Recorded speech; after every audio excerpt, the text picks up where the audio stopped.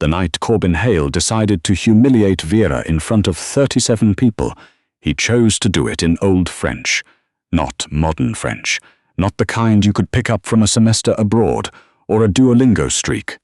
Old French, 12th century, the language of troubadours and feudal courts, of men who genuinely believed the world was divided into those who held the sword and those who knelt before it. He probably thought that was funny. He was wrong. The restaurant was called Aurore, and it occupied the top floor of a building on West 57th Street that had no business being as beautiful as it was. The dining room opened at 6. By 6:15, every table was full, the kind of full that meant someone's assistant had been on a wait list for 4 months, or someone's corporate card had been charged a reservation deposit that most people paid in rent. Vera Ashton had been working there for 2 years, 8 months, and, on the night in question, 11 days. She knew exactly how long because she had started counting the first week, the way you count down to something, except she had never been entirely sure what she was counting down to. An exit, maybe, or an answer, or just the particular exhaustion that comes from doing a job with your whole body while your mind lives somewhere else entirely. She was 29 years old. She had a degree she'd never finished, and a vocabulary in 3 languages that she used to describe wine pairings to people who couldn't pronounce the grapes. She wore black every night. She kept her dark hair pinned back so tightly it pulled at her temples by the end of a shift. She moved through the dining room the way the other servers did, smooth, unhurried, invisible, but there was something in the precision of her movements that the regulars had noticed over time, something that didn't quite fit. The way she angled a water glass, the way she recited a specials list, not from memory but from understanding, pausing in places that meant she'd actually tasted what she was describing. The head sommelier, a dry, meticulous man named Geoffrey, had once said, not unkindly, that Vera Ashton moved through this restaurant like someone who was visiting. He meant it as a compliment. She took it as a fact.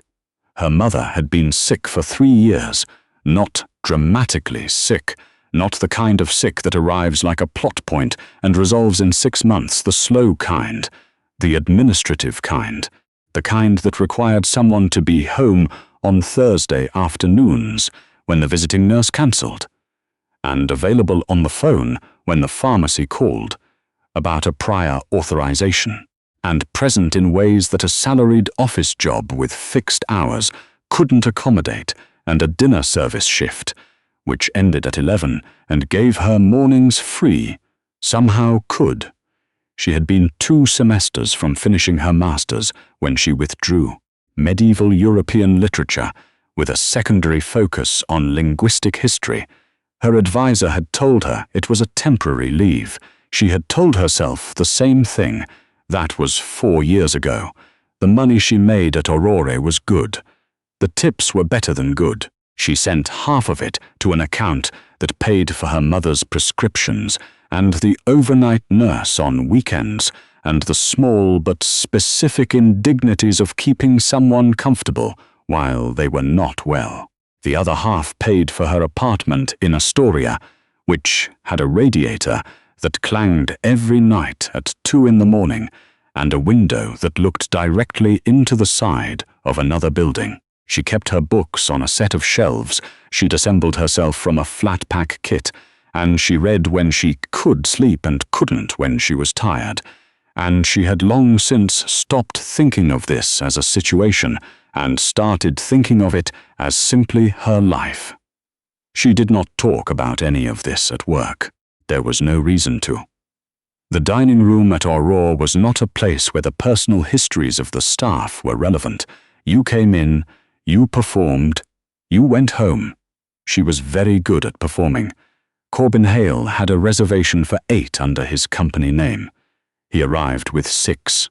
Vera noted the discrepancy with the practiced neutrality of someone who had learned that discrepancies at Aurore usually meant something had gone wrong in someone's personal life, and that the appropriate response was to adjust the table, setting quietly and say nothing.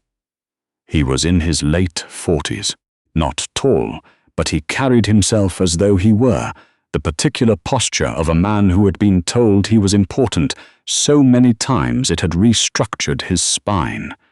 His suit was charcoal, his watch was loud, his hair was the kind of carefully disheveled that required significant maintenance. His guests were the usual configuration: two men in finance who deferred to him constantly, a woman in a red dress who laughed at everything he said, a pair of younger associates who ate carefully and spoke rarely, and a silver-haired man named Wells who said almost nothing and observed everything. Vera introduced herself. She described the evening's menu with the appropriate enthusiasm and appropriate restraint. She took their drink orders and returned with them on a tray she balanced with the ease of someone who had carried far heavier things. Corbin Hale watched her the way certain men watched servers, not with interest, with the mild impersonal attention of someone assessing equipment.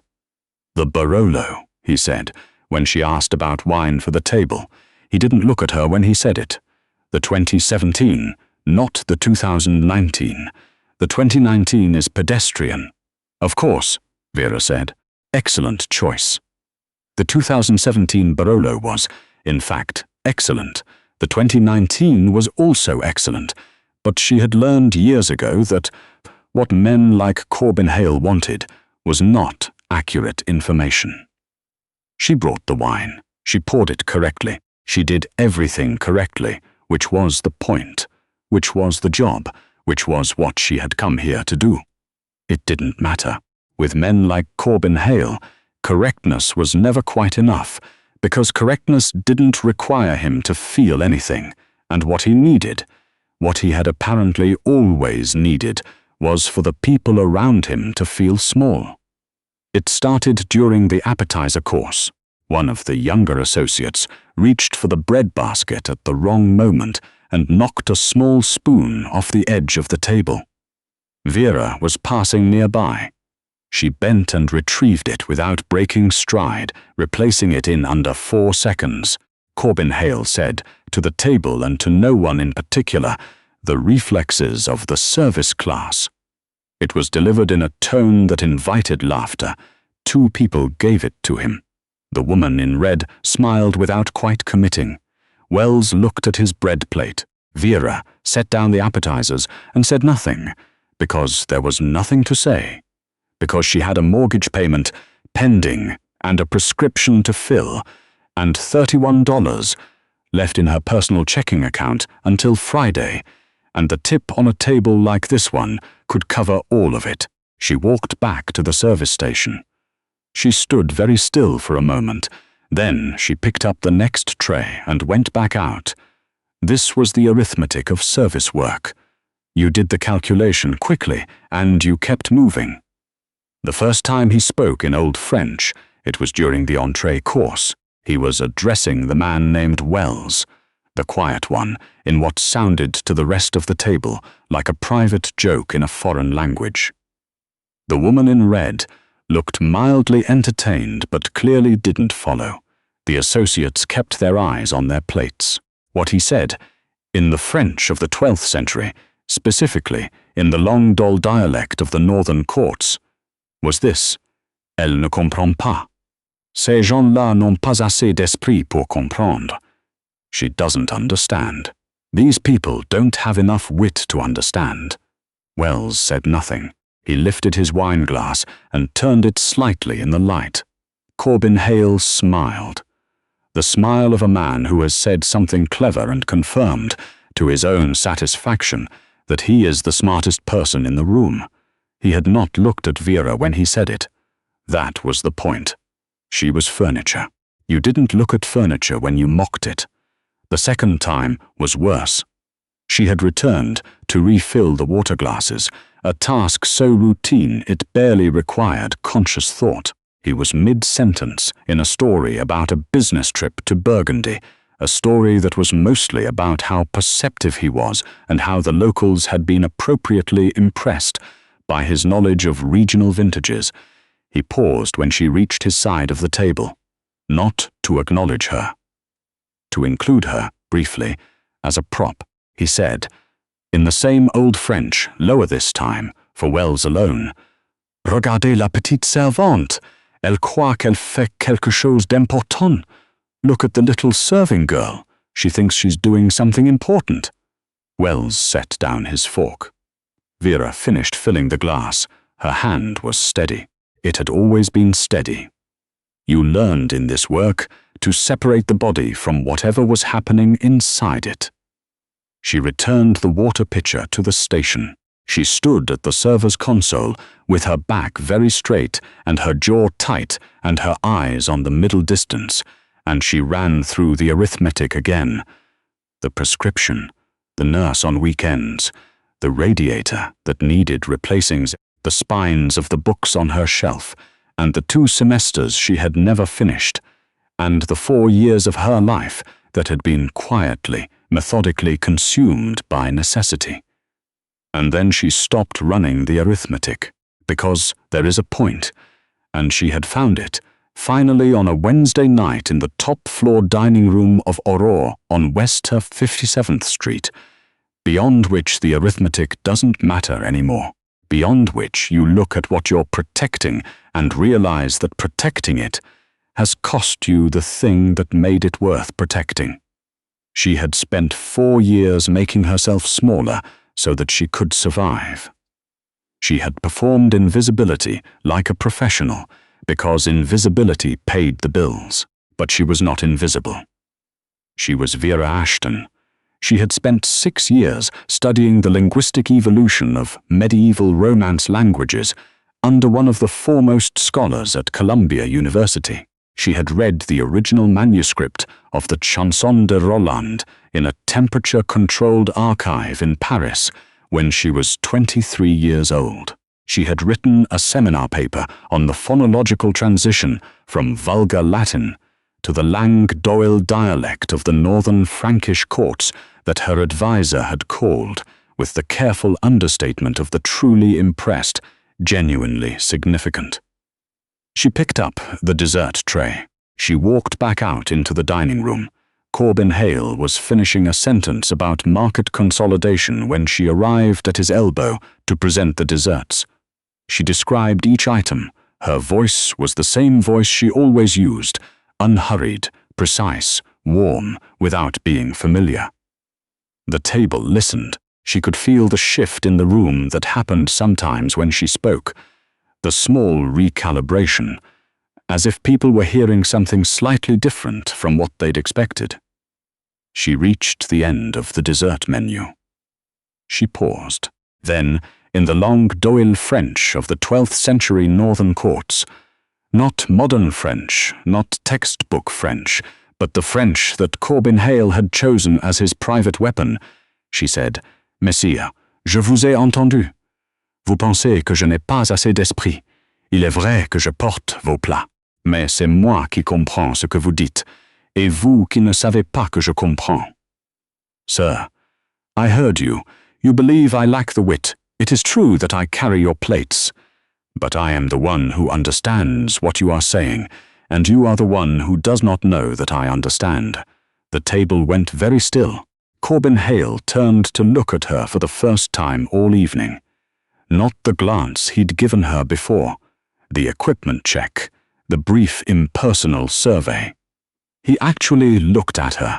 His face had done something complicated and involuntary that he was trying unsuccessfully to walk back. She continued, still in the same dialect, still at the same unhurried pace.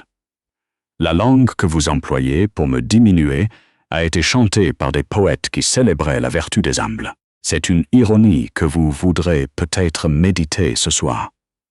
The language you use to diminish me was sung by poets who celebrated the virtue of the humble.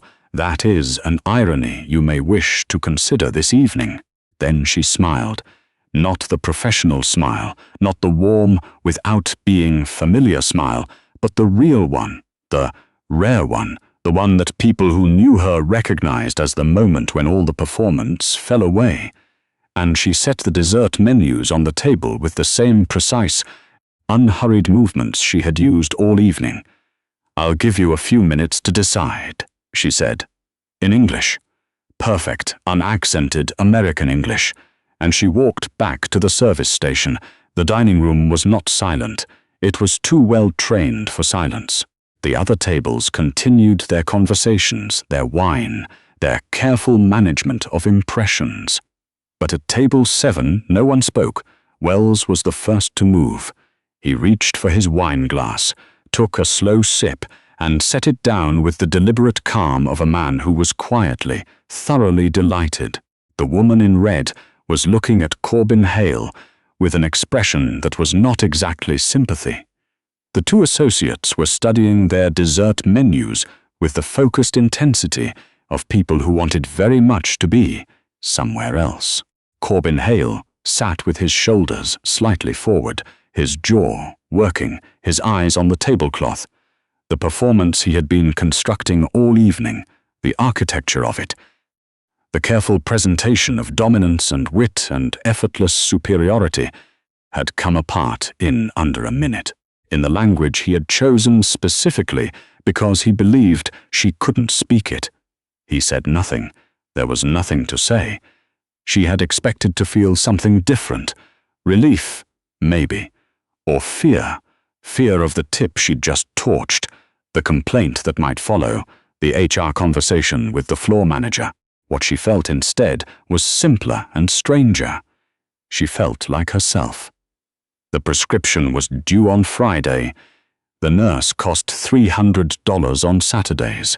The radiator still clanged at 2 in the morning, and the window still looked into the side of another building.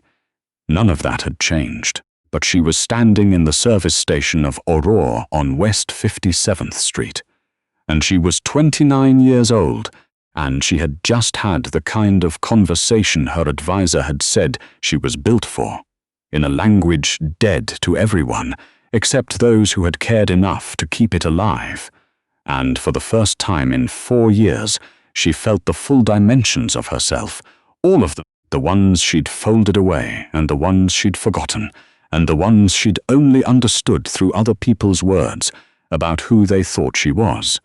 Geoffrey, the sommelier, materialized at her elbow. He was a dry, meticulous man, and he said nothing for a moment. He refilled his own coffee from the carafe on the counter. Then he said, without looking at her, "Table 7 is going to need someone to take the dessert order." "I know," Vera said. "You all right?" She thought about it, which was itself an answer. "Yes," she said. He nodded once, the way meticulous people nod when they've decided not to pursue a line of inquiry. Then he walked away. She went back to the table. Corbin Hale had recovered some composure, not much, but some enough to perform normalcy, which was, she now understood, all he had ever been doing. The performance of a man who believed the world arranged itself according to his preferences. He ordered the chocolate tart without looking at her. His guests ordered their desserts.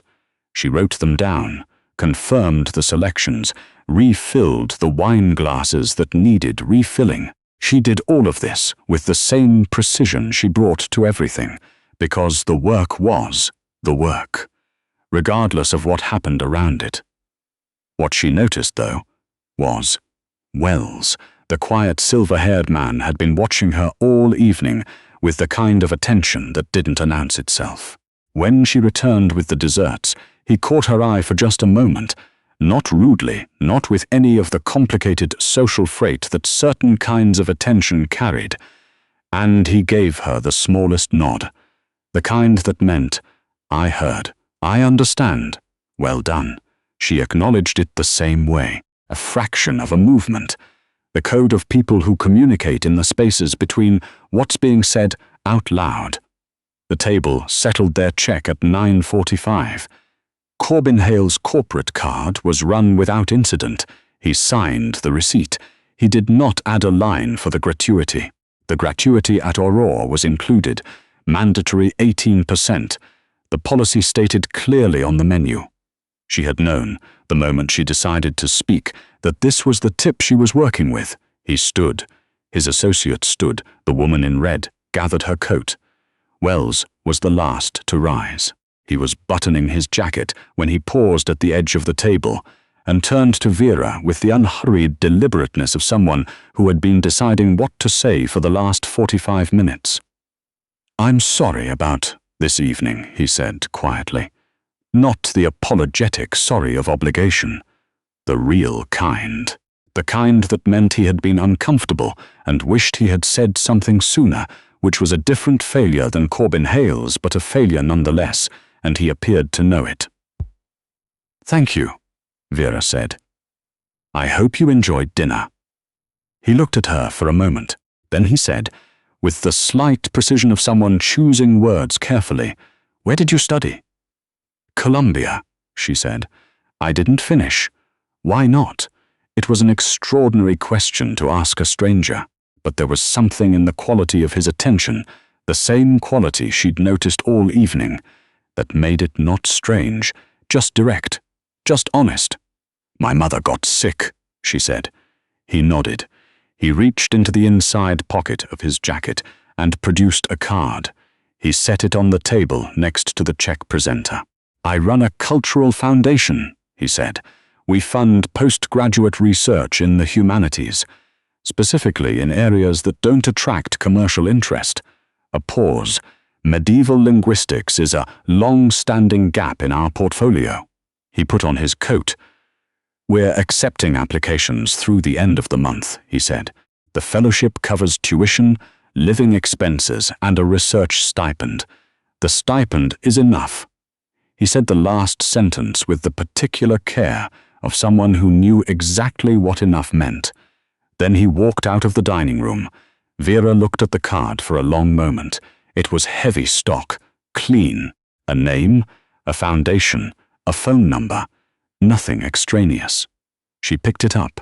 She put it in the pocket of her apron, next to her order pad and the folded list of the evening specials, which she would throw away at the end of the shift. The card she would not throw away. She cleared table 7. She reset it for the 10:30 seating. She aligned the silverware with the same attention she had given it every night, for 2 years, 8 months, and 11 days. She did this because the work was the work, and the work mattered, regardless of who was watching, and regardless of what it cost. But something had changed in the room's geometry. The distance between what she was doing and who she was had collapsed, and she felt the two things touching for the first time in years, and the sensation was, she searched for the word, because she was the kind of person who always searched for the word, not relief, not triumph, not even joy. Exactly. It was recognition. The recognition of someone who has been carrying something heavy for so long that they have forgotten what it felt like to set it down, and then they set it down, and they remember. She called her mother from the subway platform at 10:58. Her mother answered on the second ring, the way she always did, her voice slightly thick from the evening medication, but alert in the particular way of a woman who had decided, some time ago, that alertness was worth the effort. "How was it tonight?" her mother asked. Vera stood on the platform with the card in her hand and the downtown train coming, and the whole long city humming around her. "Something happened," she said. "Good something, or bad something?" Vera looked at the card. Foundation for Humanistic Inquiry. "Edmund Wells, director." "I'm not sure yet," she said. "I'll tell you Thursday." Her mother said she'd be waiting. She always said that. She always was. The train came. Vera got on. She stood in the car with one hand on the overhead bar and the other still holding the card, and outside the windows the tunnel moved, dark and fast, the infrastructure of an enormous city carrying its people from one place to another, and it occurred to her. In the way that things occur to you when you are very tired and very awake at the same time, that she had been in the tunnel for a long time, moving, purposeful, necessary, but in the dark. She thought about the application deadline. End of the month, 11 days. She thought about the last paper she'd written before she left Columbia, the one about phonological transition and linguistic inheritance, about how languages that seemed dead were never truly dead, but only dormant, carried forward in the mouths of the few who had kept faith with them. She thought about Corbin Hale sitting at that table in the ruin of his certainty. She thought about the word she had been unable to find before, and she found it now on a downtown C train at 11 o'clock on a Wednesday, the city going past outside the window, everything continuing and everything changed. The word was free, not free of responsibility, not free of her mother or the prescriptions or the Saturday nurse or the radiator that clanged in the dark. Those things were her life, and she did not want to be free of them, because love is not a burden you carry against your will, but a weight you choose because it is yours. Free in herself, that was different. Free in the knowledge that she was not the sum of what circumstance had required of her, that the years she had spent folded into the shape of necessity had not erased what she was made of, that a man with a 12th century vocabulary and a 20th century ego had reached for her as a prop and found, instead, an equal, and that his shock at that discovery was not her problem to manage. She was Vera Ashton. She had carried plates, and she had carried grief, and she had carried the long, patient weight of a life deferred, and she had done all of it with her whole self, and her whole self was still there, intact, waiting. She put the card in her bag. She rode the train home, through the long dark of the tunnel, and when she emerged into the night air of Astoria, she walked the 4 blocks to her building, with her head up and her hands in her pockets, and the spring cold coming off the river, and she thought about 11 days, and application forms, and the paper she might write if someone gave her the time to write it. She thought, I am ready. She had been ready for years. She had simply been waiting, without knowing it, for the room where that readiness had somewhere to go.